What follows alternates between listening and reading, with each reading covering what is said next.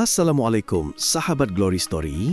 Selamat datang di kisah lucu dan penuh hikmah tentang Abu Nawas, si cerdik dari Baghdad yang selalu punya cara unik menertawakan hal serius tanpa kehilangan makna. Hari itu, Baghdad sedang ramai. Di tengah pasar, terdengar suara musik dari para pengamen yang memainkan kecapi dan seruling. Suara mereka begitu merdu hingga membuat orang-orang berhenti sejenak menikmati alunan nada yang lembut.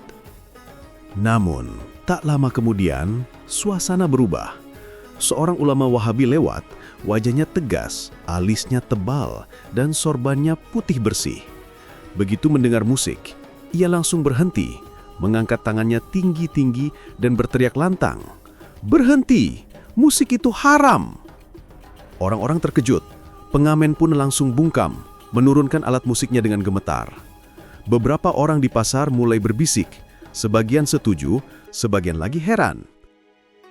Tiba-tiba, dari arah gang sempit, muncul seorang pria dengan langkah santai dan wajah tersenyum, Abu Nawas. Ia memegang roti hangat di satu tangan dan teh koteh di tangan yang lainnya.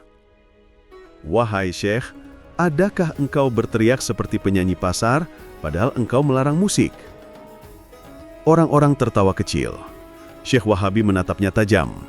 "Aku tidak berteriak seperti penyanyi pasar Abu Nawas. Aku memperingatkan manusia dari dosa besar." Abu Nawas meletakkan roti di meja dekat situ, menatap penuh minat. "Dosa besar katamu?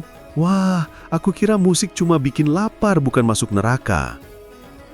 "Engkau tahu Abu Nawas," kata sang syekh dengan nada tegas, "Rasul tidak pernah bermain musik. Sahabat juga tidak. Musik melalaikan manusia dari ibadah." Abu Nawas mengangguk pelan, pura-pura serius. "Ah, begitu ya. Tapi bukankah suara burung di pagi hari juga musik dari langit? Haruskah kita sumbat telinga supaya tidak ikut berdosa?" Kerumunan kembali tertawa. Syekh Wahabi mulai tampak kesal. Jangan membandingkan makhluk Allah dengan alat musik buatan manusia. Abu Nawas tersenyum tipis. "Jadi yang haram itu buatan manusia, begitu? Berarti sandal, baju, dan teh yang kita minum ini pun semua haram." Wajah Syekh memerah. "Jangan bermain kata-kata Abu Nawas." Abu Nawas tertawa kecil. "Maaf Syekh, aku hanya ingin tahu batas antara dosa dan nada. Karena kadang yang membuat manusia jauh dari Allah bukan musik, tapi hati yang tak mau mendengarkan kebaikan, bahkan dalam alunan yang lembut." Orang-orang bertepuk tangan pelan. Beberapa mengangguk setuju, sementara Syekh Wahabi mulai berpikir keras. Abu Nawas lalu menatapnya dalam-dalam, lalu berkata, "Wahai Syekh, bagaimana kalau kita uji bersama? Jika engkau bisa membuat semua orang di sini berhenti tersenyum karena musik, maka aku akan ikut laranganmu. Tapi kalau tidak..." Ia berhenti sebentar, menatap ke arah penonton pasar yang mulai penasaran.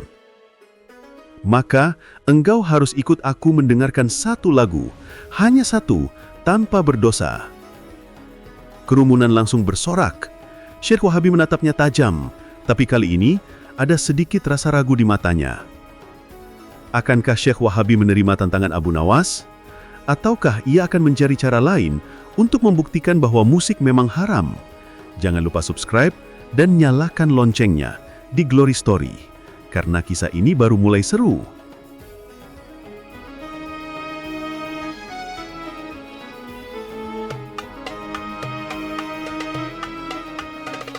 Tantangan nada dari Abu Nawas. Pasar Baghdad semakin ramai. Orang-orang sudah berkerumun, sebagian berdiri di atas peti, sebagian lagi di atap kios. Mereka semua menunggu kelanjutan debat paling lucu di Baghdad, Abu Nawas versus Syekh Wahabi, tentang apakah musik itu haram atau tidak. Syekh Wahabi masih berdiri tegak, jubahnya berkibar tertiup angin. Sedangkan Abu Nawas duduk santai di kursi kayu, menyesap teh sambil senyum-senyum. "Wahai Syekh," kata Abu Nawas pelan tapi jelas, "kau melarang musik karena katanya melalaikan manusia dari ibadah, benar?" "Benar," jawab Syekh Wahabi dengan mantap. Abu Nawas tersenyum. "Baiklah, maka aku ingin menguji teori itu. Kalau benar musik melalaikan manusia dari Allah, maka siapapun yang mendengarnya akan lupa pada kebaikan. Benar? Benar. Syekh Wahabi mengangguk cepat. Abu Nawas menepuk tangan 2 kali. Dari arah gang sempit, muncul seorang kakek tua membawa rebana kecil dan seruling bambu. Ia tersenyum malu-malu. "Ini, wahai Syekh," kata Abu Nawas pelan tapi jelas. "Bukan pemain musik istana, tapi pengamen yang biasa memainkan lagu dzikir." "Dzikir?" Syekh mengernyit heran. "Ya, lagu yang hanya berisi pujian kepada Allah. Tak ada cinta dunia, tak ada mabuk asmara, hanya kata La ilaha illallah." Kerumunan mulai berbisik, suasana jadi tegang tapi hangat. Syekh Wahabi menatap Abu Nawas curiga. "Dan kau ingin aku mendengarkannya?" Abu Nawas tersenyum kecil. "Tentu, telinga tidak akan berdosa bila hati tetap berzikir." Kakek tua itu mulai memainkan rebana pelan. Suaranya lembut, nadanya tenang, iramanya sederhana tapi menyentuh. Ia menyanyi, "Tiada Tuhan selain Allah, hati ini milikmu ya Rabb." Beberapa orang di pasar menunduk, matanya berkaca-kaca. Suasana berubah, tak ada tawa, tak ada ribut, hanya keheningan yang damai. Syekh Wahabi menatap sekeliling. Ia melihat pedagang kurma yang biasanya cerewet kini menunduk lirih. Seorang anak kecil bahkan ikut bersenandung pelan. Ia sendiri merasakan dadanya hangat. Abu Nawas mendekat pelan. "Wahai Syekh," katanya lembut, "apakah engkau lalai dari Allah sekarang?" Syekh terdiam lama. "Tidak," jawabnya pelan. "Aku justru teringat padanya." Kerumunan bersorak kecil, beberapa menepuk tangan. Abu Nawas tersenyum puas. "Nah, berarti bukan musik yang membuat manusia lupa pada Allah, tapi isi dari musik itu sendiri." Syekh Wahabi terlihat bingung, matanya bergerak cepat ke kanan dan ke kiri. Tapi itu kan lagu zikir. Kalau lagu duniawi bagaimana?" Abu Nawas menatapnya santai. "Wahai Syekh, kalau seseorang mendengarkan lagu cinta lalu ia ingat kasih Allah, apakah itu dosa? Dan jika seseorang membaca kitab tapi niatnya riya, apakah itu pahala?" Kerumunan kembali bersorak. Syekh Wahabi menggigit bibirnya antara malu dan kagum. Namun sebelum ia sempat berbicara, tiba-tiba dari arah ujung pasar terdengar suara gong besar. Dan sekelompok pemuda datang membawa alat musik penuh warna. "Abu Nawas," teriak mereka, "kami dengar kau bela musik. Mari kita mainkan lagu untukmu." Semua mata kini tertuju pada Abu Nawas. Syekh Wahabi tersenyum sinis. "Nah, sekarang bagaimana Abu Nawas? Apakah ini juga bukan dosa?" Abu Nawas hanya tersenyum misterius. "Tenang Syekh, bahkan gong pun bisa berzikir kalau tahu waktunya berbunyi." Fire. Tapi apa maksud Abu Nawas sebenarnya? Apakah ia akan membiarkan pasar berubah jadi pesta musik atau malah membalik semuanya jadi pelajaran baru untuk sang Syekh? Abu Nawas akan membuktikan sesuatu yang tak pernah diduga Syekh Wahabi. Bahkan, gong pun bisa mengingat Allah dengan caranya sendiri. Ayo kita mulai.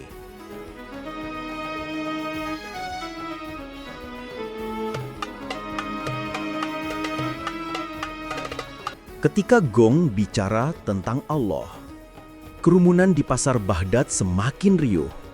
Para pemuda yang membawa alat musik warna-warni kini mulai menyiapkan diri. Ada yang membawa rebab, ada yang memegang genderang, bahkan satu pemuda gagah menggotong gong besar yang berkilau di bawah sinar matahari. Syekh Wahabi tersenyum puas. "Nah Abu Nawas," katanya dengan nada menggoda, "kali ini kau tak bisa berkelit. Musik mereka bukan zikir, tapi hiburan dunia. Mari kita lihat apakah orang-orang masih ingat Allah setelah ini." Abu Nawas meneguk tehnya pelan, lalu berdiri dengan tenang. Matanya menyapu seluruh kerumunan, lalu berhenti pada gong besar itu. "Baiklah, Syekh, tapi izinkan aku memimpin pertunjukan ini." Syekh mengernyit, "Kau pemimpin pertunjukan musik? Bukankah itu justru membenarkan dosanya?" Abu Nawas tersenyum licik. "Tenang, Syekh.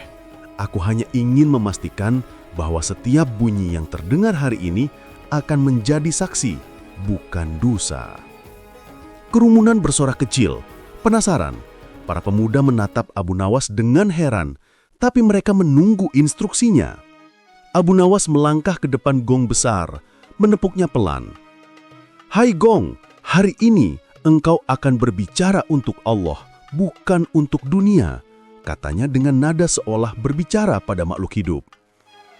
Syekh Wahabi mendengus. "Sejak kapan gong bisa berzikir, Abu Nawas?" Abu Nawas berbalik dengan tenang. "Sejak manusia berhenti mendengarkan hati mereka. Karena kalau manusia saja bisa lupa, kenapa gong tidak bisa diingatkan?" Kerumunan tertawa, tapi bukan tawa mengejek. Ada kehangatan di balik kata-katanya. Lalu Abu Nawas menepuk tangan, memberi isyarat. Para pemuda mulai memainkan alat musik mereka perlahan. Namun, anehnya, lagu yang mereka mainkan bukan lagu pesta atau tarian. Itu adalah melodi lembut, nada-nada sederhana yang berpadu indah dengan suara angin sore. Dan di tengah lagu itu, Abu Nawas mulai bersyair. "Setiap suara adalah ciptaan, setiap ciptaan adalah tanda. Bila hatimu mendengar Allah di dalamnya, maka tiadalah dosa. Tapi bila telingamu tuli karena kesombongan, maka diam pun bisa jadi maksiat." Semua orang diam. Suara gong berbunyi. Gong! Menggema di seluruh pasar, bergema di dada orang-orang yang mendengarnya. Abu Nawas menatap Syekh Wahabi dan berkata, "Dengar, wahai Syekh, suara gong ini keras, tapi ia tidak sombong. Ia hanya berbunyi ketika dipukul, lalu diam kembali, seperti hamba yang taat, hanya bergerak ketika diperintah." Syekh Wahabi tertedun. Ia menatap gong itu lama, seolah baru menyadari sesuatu. Tapi Abu Nawas, bagaimana engkau bisa menjadikan bunyi keras itu sebagai tanda ketaatan?" Abu Nawas tersenyum kecil. "Karena ketaatan bukan pada diamnya, tapi pada waktunya berbunyi." Orang-orang yang mendengar langsung bertepuk tangan. Beberapa menangis. Syekh Wahabi menunduk, wajahnya mulai lembut. "Kau benar, Abu Nawas. Mungkin selama ini aku terlalu sibuk menilai bunyi, bukan maknanya." Abu Nawas menepuk bahunya. "Begitulah, Syekh. Kadang Allah berbicara lewat suara angin, gemericik air, bahkan lewat gong yang sederhana. Yang penting, apakah hati kita mau mendengarkan?" Tiba-tiba dari tengah kerumunan ada seorang anak kecil berteriak, "Abu Nawas, kalau begitu, apakah semua musik boleh kita dengar?" Kerumunan terdiam. Semua mata kembali ke Abu Nawas. Syekh Wahabi juga menatapnya, seolah menunggu jawaban yang bisa membungkamnya atau mungkin menerangi hatinya. Abu Nawas tersenyum, memejamkan mata sebentar, lalu berkata, "Tidak semua musik baik, wahai anak, tapi semua nada bisa jadi baik, tergantung hati siapa yang memainkannya." Kerumunan bergemuruh lagi. Syekh Wahabi menarik nafas panjang. "Kau membuatku berpikir jauh, Abu Nawas, tapi aku belum sepenuhnya yakin. Aku ingin melihat bukti lain." Abu Nawas tertawa. "Tentu, Syekh. Maka datanglah besok di masjid. Aku akan menunjukkan kepadamu musik yang membuat malaikat tersenyum." Semua orang terkejut. Musik di masjid? Apa yang dimaksud Abu Nawas? Apakah ia sungguh berani membawa alat musik di tempat ibadah? Kali ini, Abu Nawas benar-benar bikin heboh satu Baghdad karena ia membawa musik ke masjid. Tapi tentu saja, seperti biasa, di balik tawa ada hikmah yang dalam.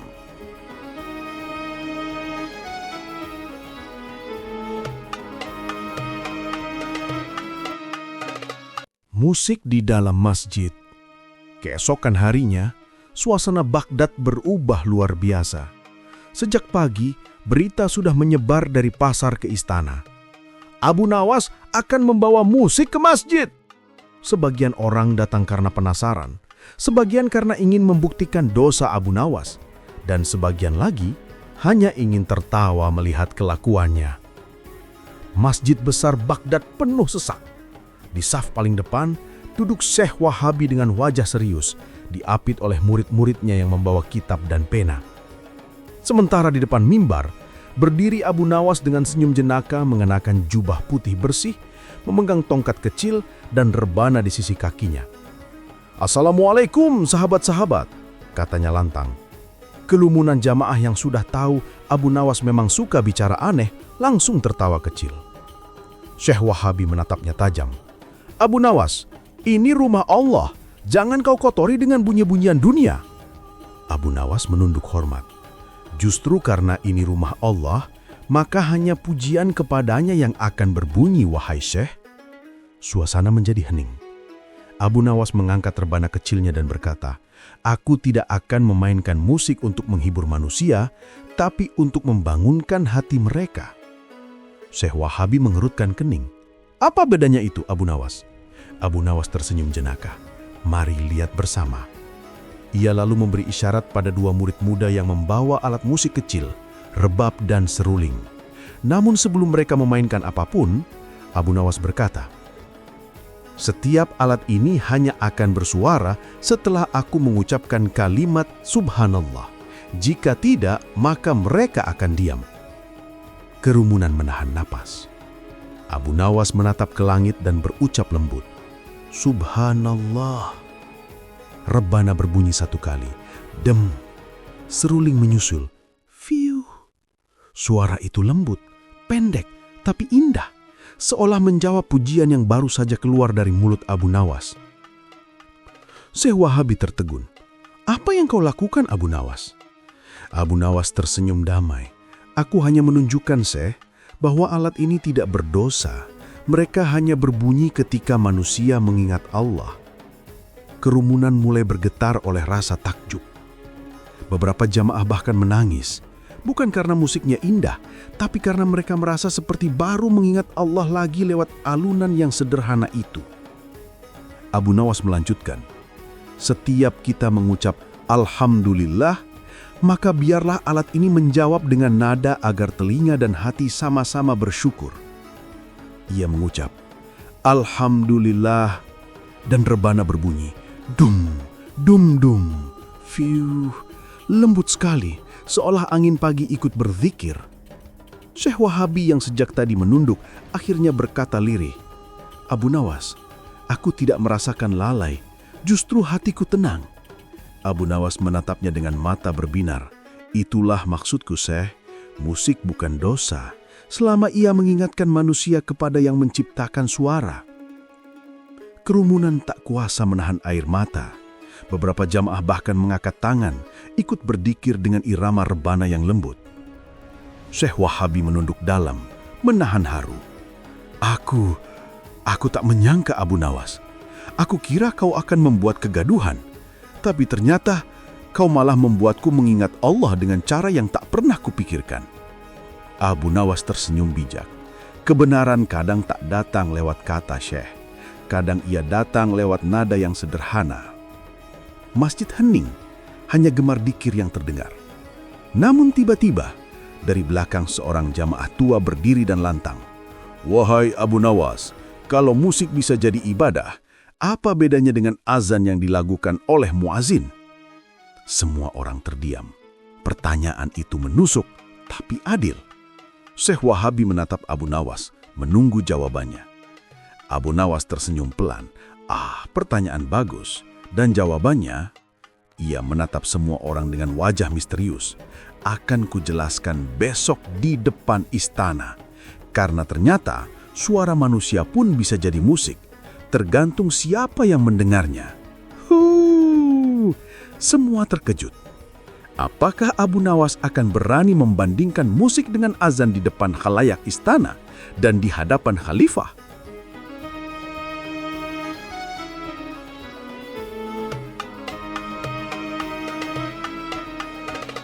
Suara yang didengar langit. Keesokan paginya, halaman istana Baghdad sudah penuh sesak. Kabar tentang Abu Nawas dan musik di masjid menyebar begitu cepat hingga sampai ke telinga Khalifah Harun ar-Rasyid. Khalifah penasaran dan memerintahkan semua hadir di istana, termasuk Abu Nawas dan Syekh Wahabi. Abu Nawas datang dengan langkah santai seperti biasa. Ia membawa rebana kecil yang sama dari masjid kemarin. Syekh Wahabi datang lebih dulu dengan wajah agak canggung namun tetap berwibawa. Khalifah duduk di singgasananya, tersenyum melihat dua tokoh yang terkenal dengan cara berdebat unik. Abu Nawas, katanya, "Aku dengar engkau membawa musik ke masjid dan membuat Syekh Wahabi menangis. Apakah itu benar?" Abu Nawas menunduk hormat. "Benar wahai Amirul Mukminin, tapi bukan karena musikku yang hebat, melainkan karena Allah yang berfirman lewat setiap suara bila hati mau mendengarnya." Khalifah tersenyum tipis. "Kata-katamu indah, tapi aku ingin melihat buktinya sendiri." Syekh Wahabi mengangkat tangan. "Amirul Mukminin, aku mohon izin untuk menjadi saksi. Aku ingin memastikan Abu Nawas tidak menggunakan tipu daya." Khalifah mengangguk. "Baiklah, mari kita dengar." Abu Nawas lalu berdiri di tengah halaman istana. Ia menatap langit, lalu menatap semua orang yang hadir.